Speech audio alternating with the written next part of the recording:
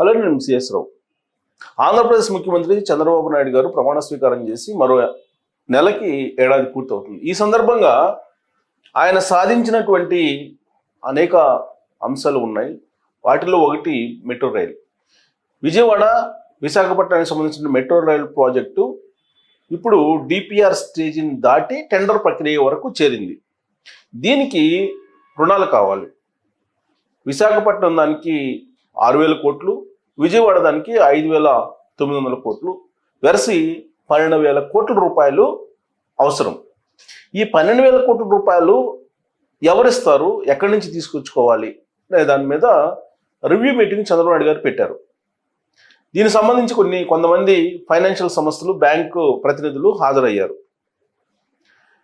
Andhra Pradesh metro కార్పొరేషన్కి సంబంధించినటువంటి ఎండి రామకృష్ణారెడ్డి అఫీషియల్గా అనౌన్స్ చేసింది ఏంటంటే, రుణాలు ఇవ్వడానికి అనేకమైనటువంటి బ్యాంకులు ముందుకు వస్తున్నాయి అని చెప్పి. ఆ బ్యాంకుల్లో ప్రధానంగా ఏఐఐబి, అలాగే కేఎఫ్డబ్ల్యూ, AFD, ADB Asian development bank, అలాగే NDB national development bank, AIIB, వీటితో పాటు జైకా, అలాగే వరల్డ్ బ్యాంకులు కూడా ముందుకు వస్తున్నాయి రుణాలు ఇవ్వడానికి. దానికి కారణం ఏంటంటే చంద్రబాబు నాయుడు గారు బ్రాండ్. ఆయన ముఖ్యమంత్రి అయిన తర్వాత 4వసారి ఆంధ్రప్రదేశ్ని పరుగు పెట్టిస్తున్నారు. ఒకవైపు విభజన చట్టంలో ఉన్నటువంటి అంశాలను సాధించుకోవడానికి కేంద్ర ప్రభుత్వంతో లైజనింగ్ చేస్తూ రాష్ట్ర ప్రయోజనాలే తనకు ముఖ్యమని చెప్తూ ఎప్పటికప్పుడు కేంద్ర ప్రభుత్వం నుంచి ఉదారంగా నిధులు తీసుకురాగలుగుతూ ఉన్నారు. మరోవైపు బైఫర్కేషన్ చట్టంలో పొందుపరిచినటువంటి పోలవరం ప్రాజెక్టు, రాజధాని నిర్మాణం, విశాఖ రైల్వే జోన్, ఇవన్నీ కూడా పూర్తి చేస్తూ వస్తూ ఉన్నాయి. ఆంధ్రప్రదేశ్లో ఇంటర్నేషనల్ ఎయిర్పోర్ట్స్ తిరుపతి, అలాగే భోగాపురం, విశాఖ, గన్నవరం, ఇవి కాకుండా మళ్ళా గ్రీన్ఫీల్డ్ ఎయిర్పోర్ట్లను కూడా ఆయన నిర్మించడానికి సమాయత్తం అవుతున్నారు. అమరావతిలో అంతర్జాతీయ విమానాశ్రయంతో పాటు అక్కడే ఇంటర్నేషనల్ క్రికెట్ స్టేడియంను కూడా నిర్మించడానికి సిద్ధమవుతున్నారు. సో వేగంగా ముందుకు వెళ్తూ ఉన్నారు అభివృద్ధి దిశగా. అందుకే ప్రపంచ బ్యాంకుతో సహా అన్ని బ్యాంకులు రుణాలు ఇవ్వడానికి ముందుకు వస్తూ ఉన్నాయి. దానికి కారణం అమరావతి సెల్ఫ్ సస్టైనబుల్ రాజధాని ఎలా అనేది చంద్రబాబు నాయుడు గారు వివరిస్తే బ్యాంకుల ప్రతినిధులు అందరూ కూడా విశ్వసించారు, నమ్మారు. ఖచ్చితంగా సెల్ఫ్ సస్టైనబుల్ క్యాపిటల్ అమరావతి రాబోతుంది, దాని ద్వారా మొత్తం ఇన్కమ్ వస్తుంది అనేది ఒకటి. 2, ఆన్గోయింగ్ ప్రాజెక్ట్స్తో పాటు దావోస్ పర్యటనకు వెళ్ళినప్పుడు జరిగినటువంటి చర్చలు అనేకం ఉన్నాయి. అవన్నీ కూడా ఒక్కొక్కటి ఇంప్లిమెంట్ అవుతున్నాయి. వాటిలో ప్రధానంగా మెట్రో అయిపోతే ఇంకా ఇంటిగ్రేటెడ్ క్లీన్ ఎనర్జీ పాలసీ దాన్ని బాగా ప్రచారం చేశారు.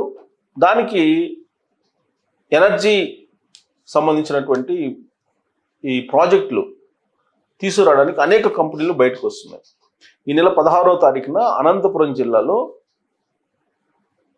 అక్కడ గుంతకల్లు దగ్గర 22,000 కోట్ల విలువైనటువంటి ప్రాజెక్ట్ని మంత్రి నారా లోకేష్ గారు ప్రారంభించబోతున్నారు.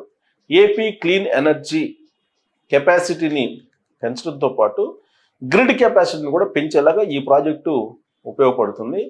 ఇది దేశంలో ఏ రాష్ట్రంలో లేని విధంగా ఈ ఇంటిగ్రేటెడ్ గ్రీన్ ఎనర్జీ దాన్ని ప్రారంభిస్తున్నారు. 22,000 కోట్లు. ఇది బహుశా ఆంధ్రప్రదేశ్లోనే, ఇతర రాష్ట్రాల్లో ఎక్కడా లేదు ఈ క్లీన్ ఎనర్జీకి సంబంధించి. ఇది క్లీన్ ఎనర్జీ కెపాసిటీని పెంచడంతో పాటు గ్రిడ్ యొక్క సామర్థ్యాన్ని కూడా పెంచుతుంది. ఇప్పటికే ఈ క్లీన్ ఎనర్జీ దాంట్లో 65,000 కోట్ల రూపాయలతోటి రిలయన్స్ 500 CBG ప్లాంట్లను పెట్టడానికి సిద్ధమైంది. ఆల్రెడీ మొదటి విడత ప్రారంభించారు కూడా కనిగిరి ప్రాంతంలో, ప్రకాశం జిల్లాలో. ఇక టాటా పవర్ 49,000 కోట్ల రూపాయలు పెట్టుబడి పెట్టబోతుంది. ఎన్టీపీసీ ఇది 1,86,000 కోట్ల రూపాయలు పెట్టుబడి పెట్టబోతుంది. అలాగే సెరెంటికా 50,000 కోట్ల రూపాయలు పెట్టుబడి పెట్టబోతుంది. అలాగే SAEL ఇది 6,000 కోట్ల రూపాయలు పెట్టుబడి పెట్టబోతుంది. బ్రాక్ ఫీల్డ్ ఇది 50,000 కోట్ల రూపాయలు పెట్టుబడి పెట్టబోతుంది. అంటే ఇవన్నీ ప్రాజెక్ట్స్ వస్తే కనుక ఆంధ్రప్రదేశ్లో క్లీన్ ఎనర్జీ పాలసీ ఏ విధంగా సక్సెస్ అవుతుందో మనం చూడొచ్చు. అనేక మందికి ఉపాధి అవకాశాలు కూడా లభిస్తాయి. ఇక యాక్చువల్గా ఆంధ్రప్రదేశ్కి తెలంగాణకి లేనటువంటి అవకాశం ఏంటంటే సుమారుగా 1000 కిలోమీటర్ల సముద్ర తీరం ఉంది. ఈ సముద్ర తీరం వెంబటి ప్రతి 50 కిలోమీటర్లకి ఒక పోర్టు లేదంటే షిప్పింగ్ హార్బర్ ఉండాలి అనేటువంటిది చంద్రబాబు నాయుడు గారు ఆలోచిస్తున్నారు. దాంట్లో భాగంగానే దుగ్గరాజపట్నంలో ఈ ఓడల నిర్మాణము లేదంటే రిపేర్స్ దీనికి సంబంధించినటువంటి ప్రాజెక్ట్ తీసుకురావాలని చెప్పి ఆలోచిస్తున్నారు. పోర్ట్ ఆధారిత ఎకానమీని పెంచాలి అనేటువంటి నిర్ణయం తీసుకొని ఆయన ఈ మేరకు షిప్ బిల్డింగ్ సెంటర్ని దాదాపు 2,000 ఎకరాల్లో దీన్ని నిర్మించాలనే ప్రయత్నం చేస్తున్నారు. దీనికి కేంద్ర రాష్ట్ర ప్రభుత్వాలు సంయుక్తంగా ఒక డిపిఆర్ని కూడా తయారు చేస్తూ ఉన్నాయి. 2,000 ఎకరాలని సమీకరించే ప్రయత్నంలో ఉన్నారు. ఇక దీని ద్వారా 26,000 కోట్ల రూపాయల పెట్టుబడులు వచ్చే అవకాశం ఉందని చెప్పి అంచనా వేస్తున్నారు. ఇవే కాకుండా క్రూయిజ్ టూరిజం ప్రాజెక్టులు అంటే శ్రీశైలం, నాగార్జున సాగర్ ఇలాంటి ప్రాంతాల్లో క్రూయిజ్ టూరిజంని డెవలప్ చేయాలనేటువంటి ఆలోచన చేస్తూ ఉన్నారు. ఇదంతా కూడా డెవలప్మెంట్కి సంబంధించినటువంటి అంశాలు. ఆల్రెడీ ఇప్పటికే ఇండస్ట్రీస్కి సంబంధించినటువంటి పెట్టుబడులు వచ్చాయి. శ్రీ సిటీలో ఎలక్ట్రానిక్స్ సంబంధించినటువంటి LG కంపెనీ రీసెంట్గానే లోకేష్ ప్రారంభించారు. ఉద్యోగాలు ఏవైతే లోకేష్ గారు యువకాలం సందర్భంగా చెప్పారో 20 లక్షల ఉద్యోగాలు సంవత్సరానికి 5 లక్షల చొప్పున అవి ఇవ్వడానికి అనువైనటువంటి విధంగా ప్రాజెక్టులు వస్తూ ఉన్నాయి. దీనికి సంబంధించి వాళ్ళ రిక్వైర్మెంట్ని ఫుల్ఫిల్ చేయడానికి కూడా ఏర్పాట్లు చేస్తారు. మ్యాన్ పవర్తో పాటు అనేక రకాలుగా విద్యుత్తును అందించడం కానీ లేదు ఇన్ఫ్రాస్ట్రక్చర్ అందించడం కానీ ఇవన్నీ కూడా చేస్తూ ఉన్నారు. సమగ్ర అభివృద్ధిని ఆంధ్రప్రదేశ్ దిశగా తీసుకెళ్ళటానికి అటు చంద్రబాబు నాయుడు గారు ఇటు లోకేష్ గారు అన్ని ప్రయత్నాలు చేస్తున్నారు.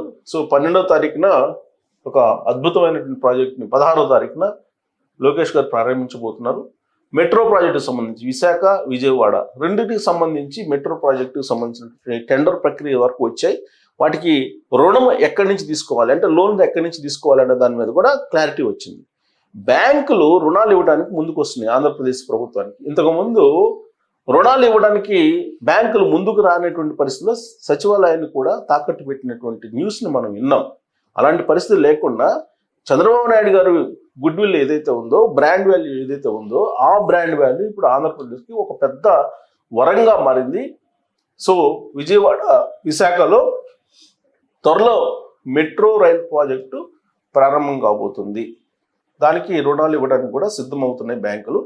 అయితే త్వరలో కేంద్ర రాష్ట్ర ప్రభుత్వాలకు సంబంధించినటువంటి ప్రతినిధులతోటి మాట్లాడిన తర్వాత దీన్ని ఫైనలైజ్ అయ్యేటువంటి అవకాశాలు ఉన్నాయని చెప్పి తెలుస్తుంది. ఇది అఫీషియల్గా ఆంధ్రప్రదేశ్ మెట్రో కార్పొరేషన్ అనౌన్స్ చేసినటువంటి న్యూస్. సో కాబట్టి అభివృద్ధి తీసుకెళ్తున్నటువంటి ఆంధ్రప్రదేశ్ ఇప్పుడు బ్యాంకర్లని ఆకర్షిస్తుంది. అప్పులు ఇవ్వడానికి బ్యాంకులు ముందుకు వస్తున్నటువంటిది ఇది శుభసూచకమా కాదా అనే దాని మీద మీరు కామెంట్ చేయొచ్చు. Thank you.